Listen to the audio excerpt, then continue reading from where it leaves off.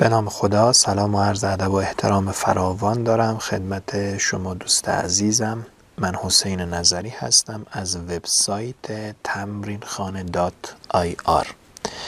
عزیزانی که وبسایت تمرینخانه رو با پسوند .com جستجو میکنن و چیزی براشون نمایش داده نمیشه، باید عرض کنم خدمت شما که به دلیل یه سری مسائل فنی ما فعلا با این آدرس در خدمت شما هستیم. تمرینخانه.ir. انشاءالله به زودی تمرینخانه.com رو هم راه اندازی خواهیم کرد. اما امروز میخوام توی این فایل محصول حل تمرین تبدیل لاپلاس در معادلات دیفرانسیل رو خدمت شما معرفی کنم. فصل تبدیل لاپلاس همونجور که میدونید یکی از چالش برانگیزترین فصلهای معادلات دیفرانسیل هست و در ادامه من میخوام توضیحات و مقدماتی رو ابتدا پیرامون معادلات دیفرانسیل فصل تبدیل لاپلاسش خدمت شما ارائه بدم و همچنین این محصول رو خدمت شما معرفی کنم. ببینید، فصل تبدیل لاپلاس به دو دلیل بسیار تا بسیار مهمه. دلیل اول، این فصل توی امتحان پایان ترم شما درصد زیادی از سوالات رو به خودش اختصاص داده. حتی فصل دستگاه‌های معادلات دیفرانسیل رو هم اگر شما به این فرمت به شما داده بشن که آقا این دستگاه معادله دیفرانسیل رو حل کنید، هم میتونه شامل فصل تبدیل لاپلاس بشه. چون روش خاصی رو مطرح نمیکنه تو صورت سوال، ما میتونیم با استفاده از تبدیل لاپلاس هم اون سوال رو حل کنیم. پس میگیم آقا درصد بسیار زیادی از سوالات امتحان پایان ترم مربوط میشه به فصل تبدیل لاپلاس و علاوه بر این که ما تو همین ترمی که معادلات دیفرانسیل رو برداشتیم با تبدیل لاپلاس سر و کار داریم، در ترم های بعد هم این فصل توی دروس تخصصی رشته شما کاربرد داره. حالا دانشجویان عزیزی هستند که زمانی که فصل تبدیل لاپلاس توسط استادشون تدریس می شود یه سری چالش ها دارند. اولا اینو بگم، تبدیل لاپلاس معمولاً جزو فصل های انتهایی درس معادلات دیفرانسیل هست. یعنی اساتید معمولاً مدل تدریسشون اینجوریه که اول میان توی درس معادلات دیفرانسیل، اول مقدمه میگن، بعد معادلات مرتبه اول، مرتبه دوم. حالا یه سری از اساتید اول دستگاه‌های معادلات دیفرانسیل رو میگن، بعد تبدیل لاپلاس، بعدش سری ها. ولی مرسومش اینه که بعد از معادلات مرتبه دوم سری ها رو میگن، بعد از سری ها تبدیل لاپلاس و بعد از تبدیل لاپلاس دیگه اگر وقتی بود دستگاه‌های معادلات دیفرانسیل رو هم تدریس میکنن. پس ببینید، تبدیل لاپلاس عملاً میفته انتهای هر ترم. حالا انتهای هر ترم چه اتفاقی داره میفته برای دانشجویان؟ چالش اولی که در زمان تدریس فصل تبدیل لاپلاس دانشجو باهاش روبرو هست این هستش که زمانی که داره فصل تبدیل لاپلاس توسط اساتید تدریس میشه، دانشجو زمان امتحانات میان ترمش میرسه. حالا خیلی از دانشجویان متاسفانه درس نمیخونن، میان درس خوندنشو موکول میکنن به امتحان میان ترم. حالا اون امتحان میان ترم میتونه معادلات باشه، میتونه درس‌های دیگه‌ای باشه که دانشجو برداشته.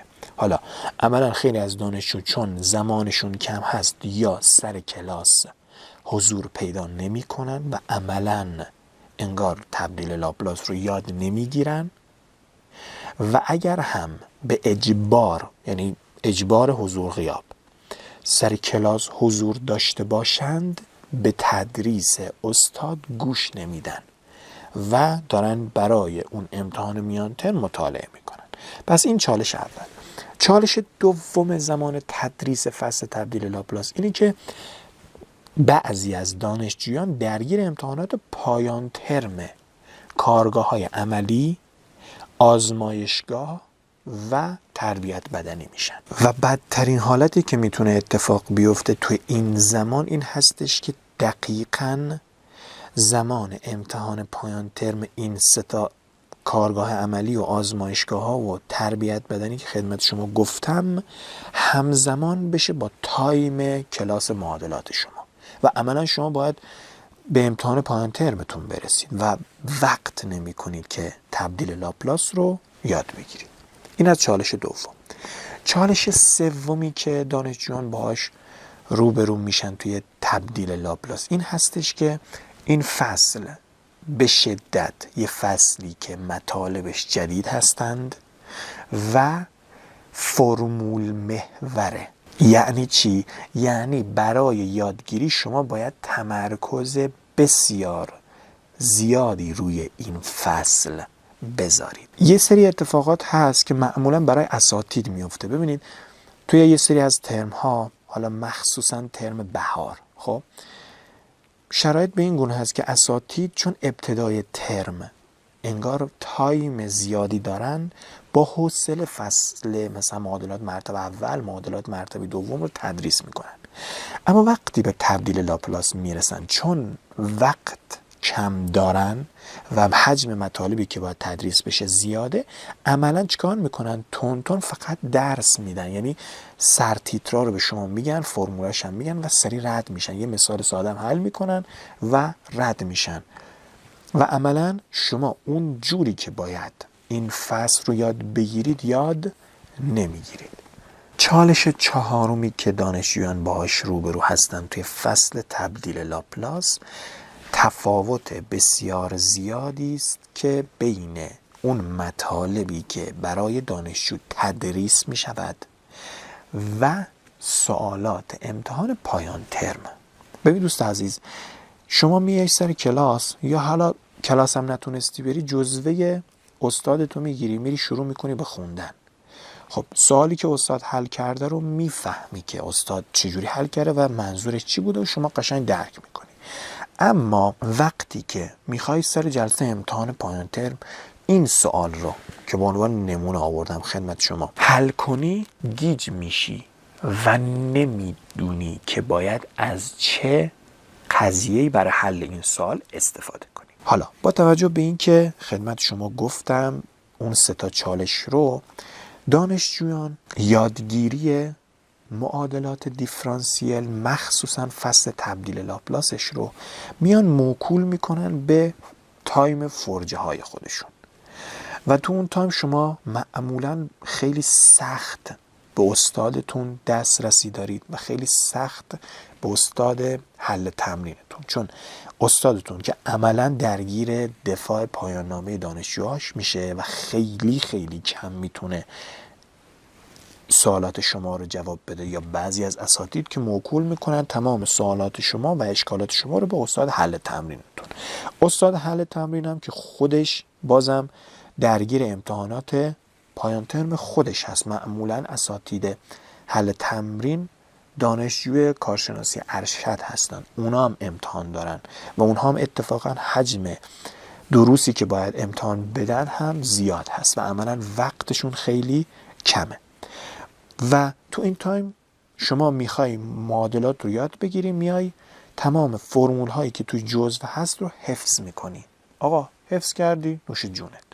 اما وقتی میری سر جلسه امتحان چون سوالات ترکیبی هستند عملا گیج میشی، استرس هم داری و کلا از اینکه بتونی اون سوالات رو جواب بدی عاجز میمونی. برای تمام این چالش هایی که خدمت شما گفتم من محصول حل تمرین تبدیل لاپلاس توی معادلات دیفرانسیل را آماده کردم. یکی از ویژگی‌های بارز این محصول این هستش که شما یه نظم فوق‌العاده‌ای توی فصل تبدیل لاپلاس توی ذهنتون پیرامون اون مطالب شکل میگیره. یعنی اصلا من در هم بر هم سوال حل نمی کنم، بلکه این توی این محصول با یه نظم فوق‌العاده‌ای سوالات حل شدن. و نکته بسیار مهم اینه که توی این محصول اولا من 200 تا تمرین حل کردم از سوالاتی که مستقیم توی امتحانات پایان ترم معادلات دیفرانسیل مطرح شده. یعنی به جرئت میتونم بگم بالای 95%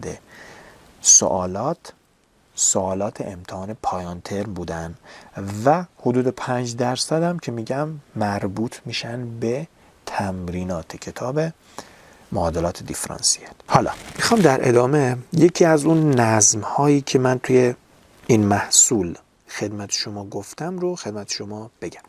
ببینید سوالات معادلات دیفرانسیل توی امتحان پایان ترم به طور کلی 3 دسته دارن.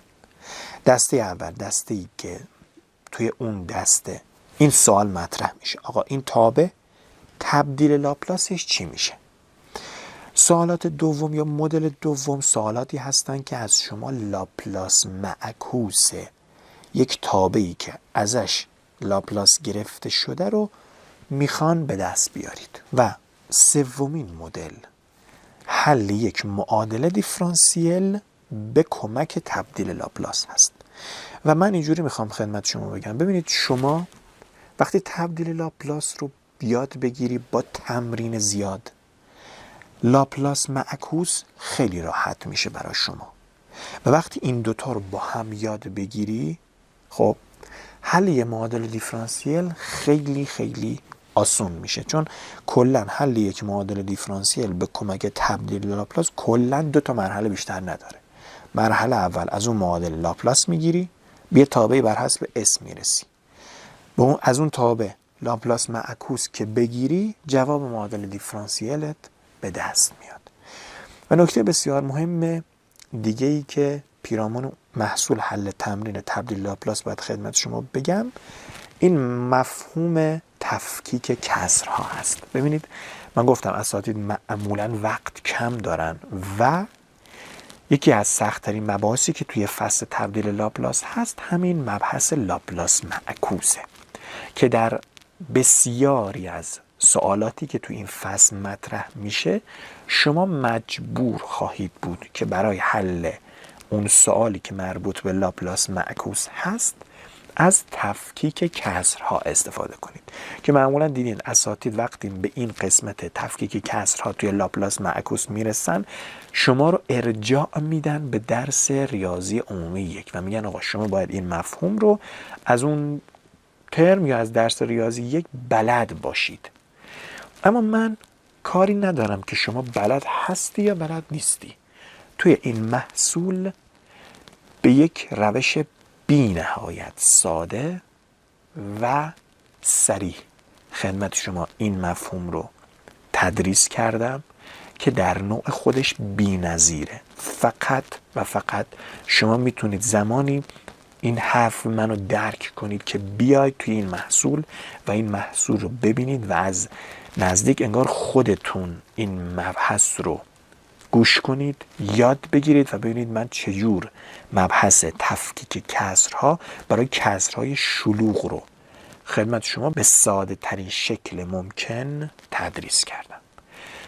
در هر صورت این محصول در وبسایت تمرینخانه.ir موجود هست. اگر علاقمند هستید که این محصول رو تهیه کنید حتما به شما پیشنهاد میکنم این محصول رو تهیه کنید و تو این محصول من علاوه بر این که دیگه به ساده ترین شکل ممکن روش حل یک سوال که در فصل تبدیل لاپلاس مطرح میشه رو خدمت شما گفتم، باز هم اگر اشکالی داشتید خودم به سوالات شما پاسخ میدم.